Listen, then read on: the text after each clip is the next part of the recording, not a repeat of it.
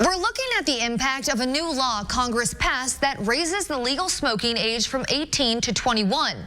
The new rule would be nationwide, covering more than half of states that have yet to increase the smoking age. It would take about 9 months to go into effect. How effective it might be at reducing smoking rates depends on how fast and strictly it's enforced. What we've learned is that kids are smart. Unless you get enforcement levels, compliance levels up to roughly 90%, it does not have a significant impact on overall tobacco use. The president of Campaign for Tobacco-Free Kids sees the new law as a positive step, but he says it doesn't do anything to reverse the current youth e-cigarette epidemic. The campaign says more than 5 million kids 18 and under are using e-cig products. Unless you eliminate those flavored products, mango, mint, menthol, kids will find a way to get them. So the key here is it's necessary to pair the increase in age with a ban on flavored products. The federal government yet to ban flavored e-cigarette products. However, some states have.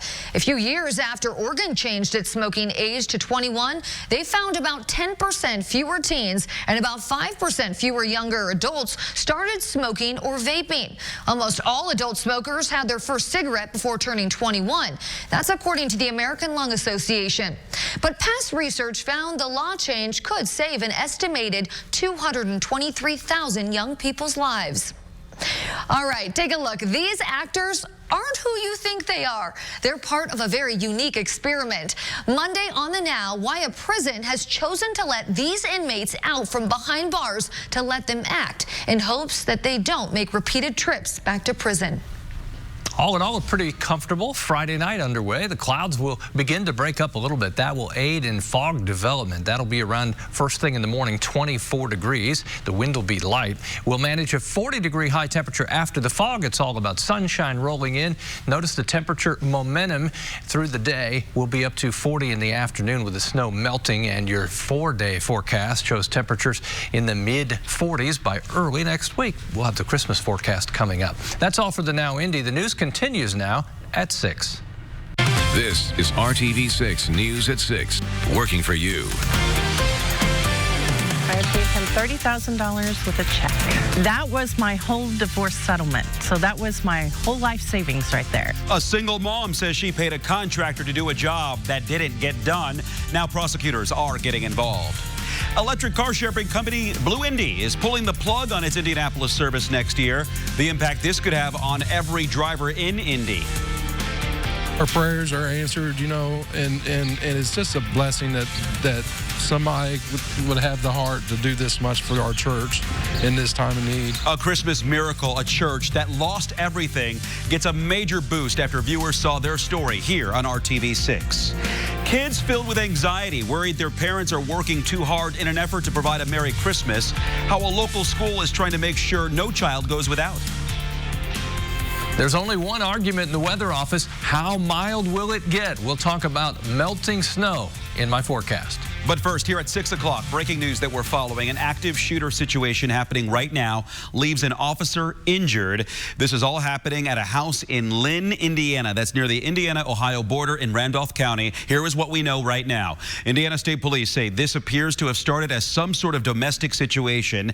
Troopers say they believe one officer has been hit by shrapnel after someone was shooting at their vehicles. That officer's condition is described as non-life-threatening.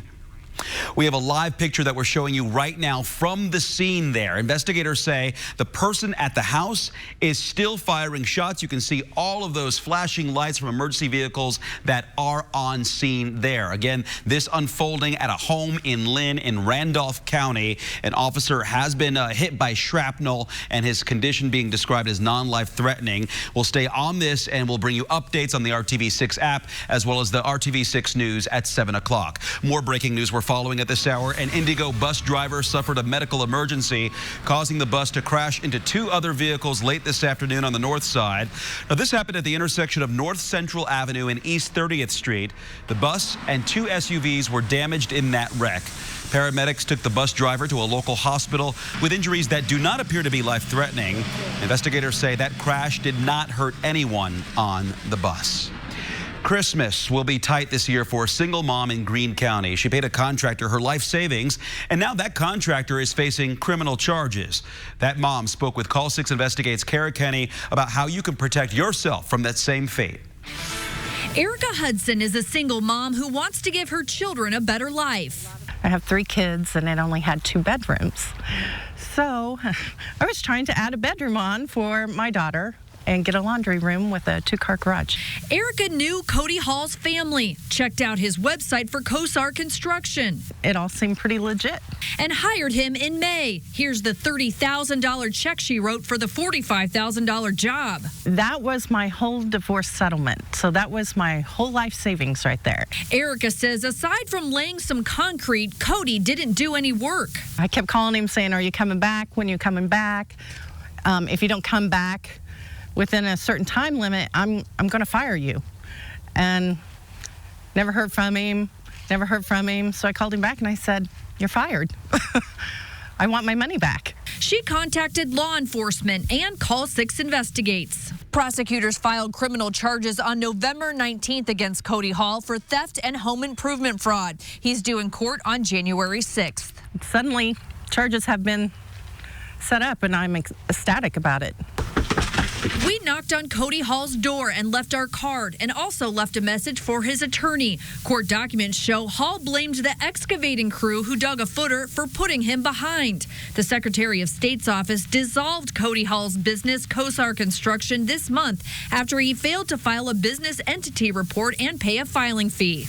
I need to provide for my family. Erica Hudson says she asked Cody Hall for a contract in writing but never got one. She wishes she had done more to protect herself. More of the story, do a lot more investigation than I did, and I thought I did quite a bit. And you just really never know a person until you deal with them with business. Kara Kenny, RTV6. Before you hire a contractor, check the contractor's name for criminal charges or civil lawsuits against them. Ask for references and go see examples of their work. Arrange a payment schedule and never pay in full up front. Do not pay cash. Make sure your check is written to a company, not an individual, or that you use a credit card. Paying with a credit card will provide some recourse should the job not be completed as stated in the contract. Blue Indy's time here in the city is coming to an end. The company just announced that it will end services here this spring. RTV6's Megan Sanctorum is working for you, explaining what this decision means for the city. Blue Indy services will end May 21st, and according to the company's website, it's because, quote, it did not reach the level of activity required to be economically viable here. The electric car sharing program came to the city about 4 years ago. It was a new mode of transportation designed for people living downtown or needing to make quick trips. But the company's time in Indy hasn't always been a smooth ride. The program has been criticized by some because it forced the city to remove street parking spots to make room for Blue Indy cars and charging stations. Many of those spots were right in front of businesses. They just showed up literally overnight and started, destroying the street pretty much. One business owner on College Avenue in South Broad Ripple says it's forced customers to find a new place to park. Some say they feel the city jumped into the program without looking at long-term projections or consequences. They took 5 spaces, and that was one of the issues, we had. If they took like 2 and say, okay, if it works, we can add more. Add another one and then another one. But they took 5 spaces. That is a pretty much prime real estate right here. Those who purchased a Blue Indy membership will have their fees waived as of March 21st. Youth and student members will also receive refunds. Right now, it is still unclear what will happen to the Blue Indy cars and what's next for those parking spots. Working for you, Megan Sanctorum, RTV6. The city released a statement saying, in part, quote, over the coming months, we will work with neighbors, corporate partners, and personal mobility advocates to explore whether financially sustainable options exist to put the electric charging infrastructure to use. New developments. A special prosecutor will be named to decide whether Brittany Engel will face charges following a courtroom incident in Fulton County. Engel is the mother of 3 children who died in a school bus stop accident in October of last year. The woman charged in that case, Alyssa Shepard, was sentenced on Wednesday to 4 years in prison. As the hearing concluded at the Fulton County Courthouse in Rochester, Engel hit Shepard as she was being escorted outside. Officers took Engel into custody and placed her in handcuffs. The question now is whether Engel will face formal charges.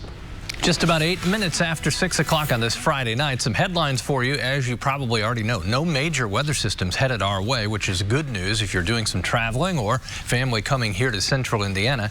That said, some patchy fog may slow things a little bit in the morning. Gradually warmer temperatures continue through the 7-day forecast, as well as dry conditions. 29 in Kokomo, 34 in Anderson. We zip to the south, where temperatures are a full 10 degrees warmer in some spots. Bedford's at 44 and 46 in Seymour. For the rest of the evening, we'll punch some holes in the cloud cover. That will send our temperatures eventually into the upper 20s by midnight. Skies will stay generally mostly cloudy. As we plan out your day tomorrow, 40 degrees is our goal. We'll talk about warmer days ahead coming up. Stephanie here, she's a friend of ours. We interact with her in Channel 6 a lot. We saw the story about what happened here. We're really sorry for your loss and everything that you guys are going through. An Indianapolis church, which has faced double tragedies in the past few weeks, got a holiday boost from the local Fraternal Order of Police, who saw their story after it aired here on RTV6. The Church of Lord Jesus Christ near Miller and Cappis Streets on the southwest side sustained around $100,000 in damage after fire ripped through the building Thursday. The flames also destroyed more than $1,000 worth of $1,000 worth of presents that were wrapped and waiting for families for Christmas. That fire happened just weeks after the church lost their pastor, Chris Smith, in a November shooting at Jake's Pub. Smith was killed during his own bachelor party. After the church's story aired on RTV6 Thursday evening, multiple people, including Rick Snyder with the Indy FOP, reached out to reporter Stephanie Wade to offer the church some help.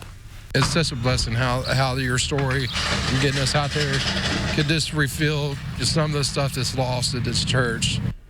We were there this morning when the Midwest Food Bank and Indy FOP surprised the church with 100 boxes of food that will provide 400 meals for the neighborhood and 2 $500 Meijer gift cards to help buy new presents. Most kids have anxiety or panic attacks because they're worried about, oh, did my mom have to work too hard, or does my dad have to work too hard? Well, new at 6, a local school is working to relieve stress that could be weighing students down. The stress that their parents can't afford to buy them anything this holiday season. So one Indianapolis school is reaching outside of the classroom to make sure those in need won't go without this Christmas. RTV6's Troy Washington explains the effort to give every student a Merry Christmas. For Dale Illingworth, Christmas just hasn't been the same since he lost his wife a little more than a decade ago. Over the last 12 years, I've seen a lot of bad experiences, so I don't want them to have to deal with that. He's talking about his 6 children who have shared in his struggle since losing their mother.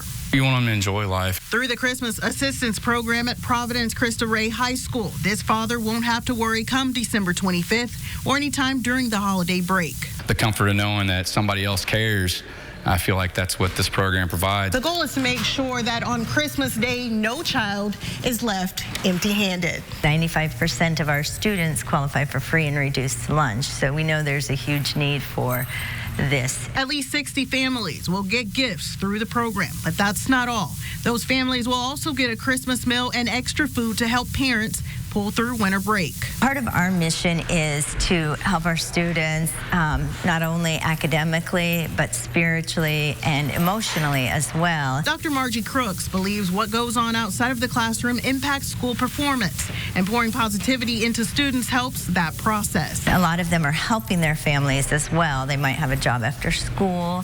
Illingworth agrees. It all works hand in hand. Help a student's home life, and it makes a difference overall. Most kids have anxiety or panic attacks because they're worried about, oh, did my mom have to work too hard, or does my dad have to work too hard? That takes a lot of burden off of them and the stress at home. Lightening the load for families to make it easier for everyone to enjoy the most wonderful time of the year. Working for you, Troy Washington, RTV6. And the school is still accepting donations. If you're interested in helping out, it is not too late. You've still got a few days to give back. Moving now to the RTV6 news feed, a faculty member at Roncalli High School faces criminal charges after he's accused of roughing up a student at the school. The Marion County prosecutor confirms that 77-year-old Robert Tully has been charged with battery resulting in bodily injury. A student told police the alleged physical assault happened earlier this month in the school cafeteria. The student did not need medical attention. Tully is on paid administrative leave while the incident is under investigation. We are now learning the names of 3 people killed in a Delaware County house fire. That fire happened early yesterday morning at a home on the 3900 block of North 800 West. That's just west of Muncie and near Yorktown. The Delaware County coroner says 71-year-old Daniel Porter and 62-year-old Kimberly Porter were killed, and they are husband and wife. Their 17-year-old granddaughter, Irie O'Shea, also died. There is no word yet on the cause of the fire. The coroner says preliminary evidence shows the 3 likely died from smoke inhalation, but an official cause of death has not been released. I'm sure somebody out there is wondering where this is and how to get it back. A Speedway man discovers a lockbox full of personal items and war patches. Now he's searching for the owner. The list of unbeaten boys basketball teams in the area keeps growing shorter. One of them, though, is right here at Danville. I'm Brad Brown in Hendricks County. We get you set for our final Friday Hoosier Hoop Hysteria of 2019 coming up. I thought you might be interested in a snow cover map across the U.S. from St. Louis through Indy all the way to New York City. This is the strip of snow that's in the process of melting. How quickly will that happen? Answer coming up. Beautiful jewelry.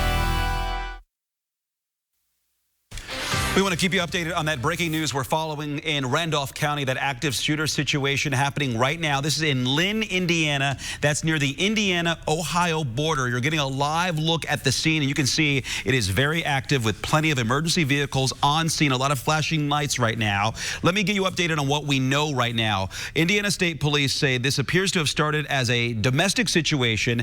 Troopers say they believe one officer has been hit by shrapnel after someone was shooting at their vehicles. That officer was airlifted in a helicopter to a hospital. His condition, we've learned, is being described as non-life threatening. Investigators say the person in the house is still firing shots, so it's still a very volatile situation that we're monitoring. We'll continue to follow this story. We'll bring you updates on the RTV6 app as well, and at the news at 7. Tonight, a Speedway man is hoping to find the rightful owner of an old war patch that he recently discovered. Gregory Sanders tells us he found these patches in a relative's house after they died, and he'd like to get them back to the rightful owner. The patches are for Operation Iraqi Freedom, and the name on them is Vincent Kurt. There is also a Flags for Honor tag from 2015. It says Vincent Kurt was part of the 31st Fighter Wing from 2007 to 2011. Sanders says that he has been trying to track down Kurt's family for the past year, but hasn't had much luck. He says he is not giving up because he would hope someone would do the same for him. Of course, I would want it back. I would hope somebody would try to at least find a way to get it back to the people that it belongs to. And it just belongs to the family. Sanders says he believes Vincent Kurt was friends with his nephew, and that's how his family may have acquired the patches. Sanders' nephew has since died. Winter officially begins tomorrow night at 11:19. Of course, winter is underway. We've had some cold temperatures and over 7 inches of snow this month, which puts us above the 6.9-inch average for the month of December. This is what's typically ahead. January is our snowiest month at 8.6. Then you get into February, 6.5 inches of snow typically. What we don't have in the forecast the next 3 days, any snow. No rain either. Dry forecast, which is good news if you're doing any traveling or folks coming our way. Thought I'd show you the northern latitudes. The coldest air is bottled up into Canada. Temperatures even close to freezing right now in Minneapolis. That's not bad. Bismarck, North Dakota is at 30. There's no plunge of Arctic air headed our way. In fact, the air mass will be coming from the Gulf of Mexico, so we'll start to turn temperatures the other way and warm up. And you can see average high is 38. This is what happens. Temperatures climbing steadily. Will be in the middle to upper 40s at times, just depending on the pace of the melting snow. That will ultimately determine Christmas Eve day and Christmas Day, whether we can hit 50. I think we will south of Indianapolis, but along Interstate 70, that'll be the bigger challenge just because that's where the most snow still sits on the ground. 34 in Indianapolis, 39 in Connorsville. Other temperatures above 40 still in Sullivan. We do a dog walking segment many times through the evening hours. You send a picture of your dog, I take it for a walk. There are a few dogs that intimidate me, but this one certainly did. Look at Duke. He's looking right at you, staring. He's probably the smallest dog you. that we've had. Duke, I wouldn't walk you, I would carry you. How about that? Looks like he has a Harley, too. He's a man that likes to get out and go on an adventure. So thanks for joining me this evening. What an evening. Temperatures are in the 30s. They'll stay there. We'll hit 40 tomorrow, 42 as we get to Sunday. We'll snowball from there. Pardon the weather pun, to temperatures in the mid-40s after that. Again, patchy fog first thing in the morning. Don't be caught off guard by that. 7-day forecast over the next 7 days. Our temperatures stay in the 40s, solidly in the mid-40s. Rain chances minimal. Right now, Christmas Day, mostly cloudy, and 47. Our Brad Brown is in the heart of Hendricks County tonight. Brad? Hey, Kevin, good evening. We are indeed at Danville High School tonight. I suppose a State Road 39 showdown with Danville taking on Lebanon here this evening. It is a boys-girls varsity doubleheader.